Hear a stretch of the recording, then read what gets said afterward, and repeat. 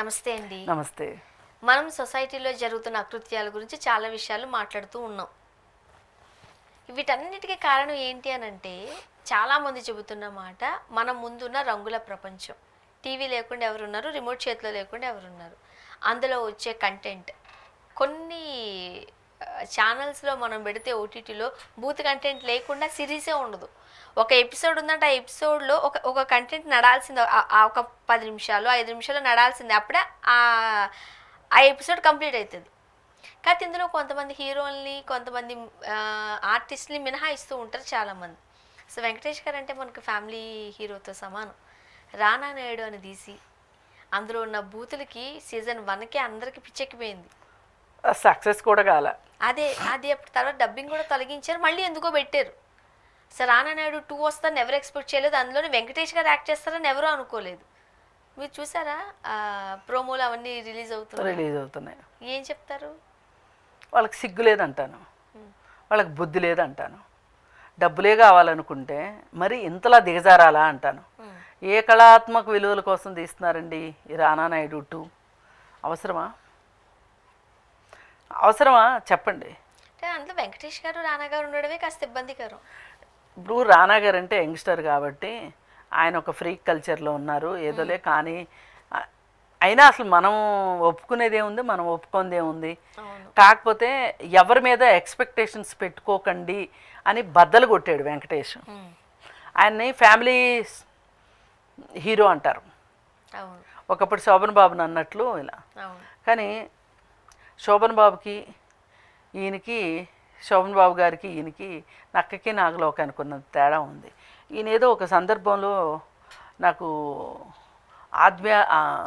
ఒక philosophical thought ప్రాసెస్ని శోభన్ బాబు గారే నేర్పించారు అని చెప్పి వెంకటేష్ గారు ఏదో ఇంటర్వ్యూలో చెప్పారు. కొంచెం చాలా పొదుపుగా మాట్లాడతారు, కుటుంబాన్ని సినిమా ప్రపంచానికి దూరంగా ఉంచుతారు, అన్నీ బాగానే ఉన్నాయి. కానీ వీడు ఎలాగూ వెదవే, బాగుంటాడు అనుకున్న నీకేం రోగం వచ్చింది అన్నట్లు. అవును, అసలు మీకేంటి పోయే కాలం? మీకేంటి డబ్బులు తక్కువ, పేరు తక్కువ, ఏం తక్కువ? అసలు ఆ రానా నాయుడుకి వచ్చిన దానికే అసలు ఏ ఉద్దేశంతో వీళ్ళు తీశారో, ఏ ఉద్దేశం ఉంటుందిలేండి డబ్బులు వస్తాయి అని. అంటే ఇన్ని సంవత్సరాలు ఉన్న కెరీర్లో ఈ ఒక్క సిరీస్ తుడిచిపెట్టుకోలేదు అంటే వాళ్ళు ఇలా ఈ ప్రజాదరణ కూడా, ఈ ట్యాగ్ లైన్ కూడా, ఫ్యామిలీ హీరో అనేది కూడా ఆయన కావాలనుకోలే, జనాలు ఇచ్చారు. జనాలు ఇచ్చిందంతా నాకేంటి పని, నేనేం కావాలనుకుంటున్నానో అదే చేస్తాను, నాకు ఏది నచ్చుద్దో నేను అదే చేస్తాను, మాకు ఏది అవసరమో అదే చేస్తాము. ఆఫ్టర్ ఆల్ జనాలు ఏమనుకుంటే నాకేంటి, జనాలతో నాకేంటి అవసరం చెప్పండి అనుకున్నాడు ఆయన. అనుకుని ఎంచక్క రానా నాయుడు 1 తీశారు. 1 తీస్తే అది ఎంతో కొంత ఫట్ అంది. అయినా వాళ్ళకి ఇంకా ఆశ చావలేదు, డబ్బు మీద కాంక్ష పోలేదు, దీనిలోకి దిగారు. అసలు మనం ఇక్కడ ఒక్కసారి ఈ వెబ్ సిరీస్ గురించే కాకోకుండా అసలు ఓటీటీ గురించి మాట్లాడుకోవాలి. అసలు ఈ ఓటీటీలలో సెన్సార్ చేయడం అదంతా కుదిరే పని కాదు, చాలా కష్టము అని సాక్షాత్తు బీజేపీ సెంట్రల్ మినిస్టర్ ఒక ఆయన చెప్పారు. అయితే ఆయన ఇంకొక మాట కూడా ఏం చెప్పారంటే, స్వీయ నియంత్రణ అవసరము, అలవరుచుకోవాలి అని చెప్పారు. ఎవరికి స్వీయ నియంత్రణ? తీసేవాడికా, చూసేవాడికా? అదే కదా. ఏం సెన్సార్ బోర్డు పెడితే ఏం కొంపలు అంటుకుంటే చెప్పండి? అన్నిటికీ సెన్సార్ బోర్డు పెడితే ఎట్లా? అదే మరి. ఇప్పుడు ఓటీటీలు ఏదో ఎవరో డబ్బులున్న వాళ్ళకి ఎవరికో అనుకుంటే అది వేరే విషయం. ఇప్పుడు వాళ్ళ గుడిసెలో ఉన్న వాళ్ళకి కూడా ఓటీటీలు వచ్చేస్తున్నాయి ఫోన్లో. అదే మరి, అదే రూపాయలు 150 రూపాయలకి ఫోన్లో వచ్చేస్తున్నాయి. అసలు ఈ మనకి ఇవి ఉంటాయి కదా, సర్వీస్ ప్రొవైడర్లు లేని చోట చక్కగా డిష్లు పెట్టుకుంటున్నారు. అవును, పొలాల్లో అట్లాంటి చోట 5,000 పెడితే డిష్ వచ్చేస్తుంది, డిష్ పెట్టుకుంటున్నారు. అంటే ఇవాళ మనం ఏం తిన్నామో అనేది చూడట్లా, ఏం చూసామో అనేది చూసుకుంటున్నారు. ఈ చూసేదాని విషయంలో అసలు విచక్షణ ప్రేక్షకులకి ఉండట్లేదు, తీసే వాళ్ళకి అంతకన్నా ఉండట్లేదు. ఒక 2-3 ఇన్సిడెంట్స్ తెలిసింది ఏంటి తెలుసా? బస్సులో వెళ్తారు కదా, లైట్లు ఆర్పేస్తారు ఎక్కడ బస్సుల్లో, ట్రైన్స్ వెళ్ళినప్పుడు ఈ కంటెంటే, ఈ కంటెంట్ చూస్తూ పక్కనున్న వాళ్ళ పైన ఇబ్బంది పెట్టడం. అవును, అప్పటికప్పుడు చూస్తూ మరి వాడికి ఏమిటి వస్తుంది? అఫ్ కోర్స్ కదా. అంటే ఇక్కడ మనసు బుద్ధి కోతి అండి. అందుకని ఏంటంటే ఇప్పుడు నిద్రాణంగా ప్రతి మనిషిలోనూ మంచి చెడు రెండు ఉంటాయి. ఏది పైకి లేస్తుంది, ఏది అణచబడుతుంది అనే దాన్ని బట్టే వాళ్ళు సమాజానికి కానీ వాళ్ళకి వాళ్ళు కానీ మంచి వాళ్ళ చెడ్డవాళ్ళుగా ప్రొజెక్ట్ అవుతారు. ఇప్పుడు ఈ ఓటీటీ కంటెంట్లు ఇవన్నీ వద్దని ఎందుకు అంటున్నాము, వీటికి సెన్సార్ కావాలని ఎందుకు అంటున్నాము అంటే నిద్రాణమైన ఆలోచనల్ని, నిద్రాణమైన కోరికల్ని ఇవి తట్టి లేపుతున్నాయి, ప్యాంపర్ చేస్తున్నాయి. ఇవి మీకేం భయం లేదు, పర్వాలేదు. మీరే ఇప్పుడు పక్కన చిన్న పాప, ఇప్పుడు ముసలోడు ఉన్నాడు, ముసలోడికి చిన్న పాపతో అలా చెయ్యొచ్చు అని ఎందుకు అనిపించింది? అసలు ఆ తప్పు ఒప్పు అనే దాని మధ్యలో గీతలు చెరిగిపోబట్టే కదా. అంత వయసు వచ్చిన ఆయనకి తెలియదా ఇవన్నీ? పిల్లలకి అనే ఉంటారు, పెంచే ఉంటారు కదా. అసలు ఆ పాప ఏమైపోతుంది అనే ఒక ఆలోచన, ఒక జ్ఞానము లేకుండా, విచక్షణ ఉండకుండా ఇలాంటి మనస్తత్వం ఉన్నవాళ్ళు ఆ వల్నరబిలిటీ ఉన్న వాళ్ళనే చూసుకుంటారు అన్నట్లు.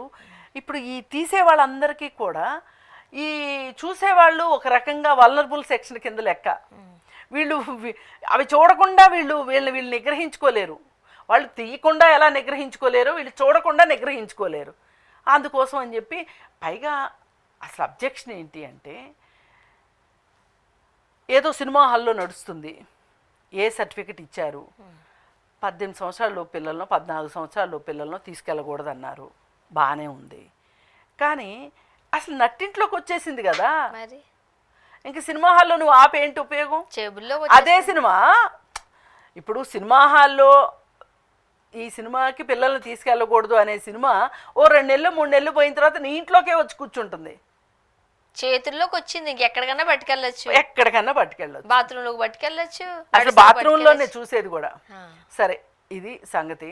అందుకని చెప్పి ఈ రానా నాయుడు వెబ్ సిరీస్ ఒకటే కాకుండా ఇలాంటి అడల్ట్ కంటెంట్ ఉన్న వెబ్ సిరీస్ని బ్యాన్ చేయాలి అని చెప్పి నేను కోరుకుంటున్నాను. అండ్ ముఖ్యంగా భాష, మనం ఒక ప్రాంతంలో కొంతమంది మాత్రమే ఒకలాంటి భాష మాట్లాడతారు, అవునా కదండి? సాధారణంగా మనం ఇలాంటి భాషలో వినం, కానీ ఓటీటీలో వచ్చాక అదేంటి తెలుసా, నార్మల్గా చాలా నార్మలైజ్ చేసేస్తున్నారు. ఇప్పుడు కొన్ని మాటలు ఇప్పుడు థంబ్నెయిల్స్లో బూతులు పెడుతున్నారు. అవును, లేకపోతే పోవట్లేదు, లేకపోతే 2 స్టార్లు పెట్టాలి, లేకపోతే పోవు. ఇంకేమున్నాయి, ఇంకెన్ని స్టార్లు ఉన్నాయో లోపల. అది సాధారణంగా చిన్నప్పుడు ఏ గాడిద అని తిట్టడం తెలుసు, అవునా? ఇంట్లో పెద్దలు ఏదైనా బాగా కోపం వచ్చేదానికి గాడిద ఇట్లా తిడతా ఉంటారు. ఇప్పుడు ఆ గాడిద లేదు, దాని పక్కన ఇంకొక బూత్ మాట్లాడితే యూజువల్ లాంగ్వేజ్, అది కోపంలో ఇలా మాట్లాడతారు, ఏముంది పెద్ద విషయం? అంటే అబ్నార్మాలిటీని నార్మలైజ్ చేసేస్తారు పిల్లలు చూసారా, పిల్లలు బూతులు అసలు కాదు. వెంకటేష్ సినిమాలో సంక్రాంతికి వస్తున్నాం అనే సినిమాలో ఆ బొడ్డోడు చేత ఎన్ని బూతులు మాట్లాడిపించారండి. అవును, ఇంకా కట్ చేశారంట, సంతోషకరం. ఇంకోటి తెలుసా మీకు, animal cinema director animal cinema తీసి దానిలో చాలా కట్ చేసి ట్రిమ్ చేసి వాళ్ళ అబ్బాయికి చూపించాడంట. ఊళ్ళో వాళ్ళందరికీనేమో ఇష్టమైనవన్నీ చూపిస్తాడు, వాళ్ళ అబ్బాయి మట్టుకు చెడిపోకూడదు. ఇలా ఉంటాయి వీళ్ళ ఇది. అందుకని ఏది ఏమైనా ఈ అడల్ట్ కంటెంటు పోర్న్ సైట్ల కంటే ఎక్కువైపోయింది ఏది ఓటీటీల్లో. అలాగే హింస ఎక్కువగా ఉంటుంది, క్రైమ్ ఎక్కువ చూపిస్తున్నారు. ఇది మనుషుల్ని ఒక హెల్దీ అట్మాస్ఫియర్లో పిల్లలు పెరిగేలా కనిపించట్లేదు. మరి ఇంత చూసిన తర్వాత పిల్లలు సరిగా ఉండాలి అంటే ఎలా కుదురుతుంది? పిల్లలు కూడా అదే భాష మాట్లాడతారు. ఇప్పుడు సంక్రాంతికి వస్తున్నాం బొడ్డోడి మాటలు ఇంపాక్ట్ చాలా నార్మల్ అయిపోయింది. అవును, ఎంత నవ్వేసుకున్నామో మనం కూడా. నేను నవ్వలేదండి, నాకు మొన్న ఎయిర్పోర్ట్లో డైరెక్టర్ కనిపించాడు, కనీసం నేను నవ్వలేదు. నేను నవ్వకపోతే ఏమైద్దిలే కానీ అసలు చెప్తున్నా, నా కోపాన్ని మట్టుకు నేను అట్లాగే క్యారీ చేస్తున్నా. థ్యాంక్ యూ అండి. Thank you.